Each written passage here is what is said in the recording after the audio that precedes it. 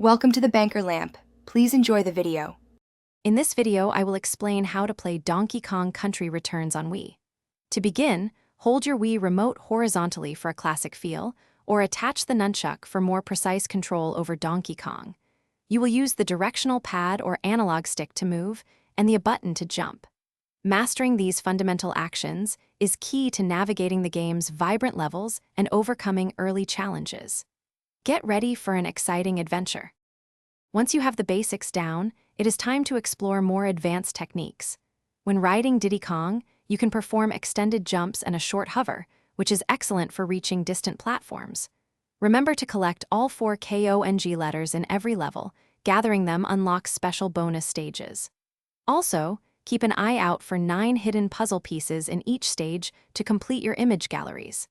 These collectibles add significant replay value. Encountering various enemies and formidable bosses is a core part of the Donkey Kong Country Returns experience. Most standard enemies can be defeated by simply jumping on their heads or by rolling into them. For boss battles, patience is crucial. Take a moment to observe their unique attack patterns and identify openings. Timing your jumps and attacks precisely during these encounters will lead to victory. Each boss presents a distinct challenge, so adapt your strategy. To truly master Donkey Kong Country Returns, consider these final tips.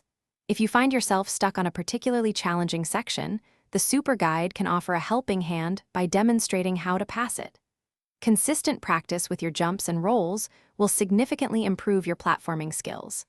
Finally, replaying levels is essential for discovering all hidden collectibles and achieving 100% game completion.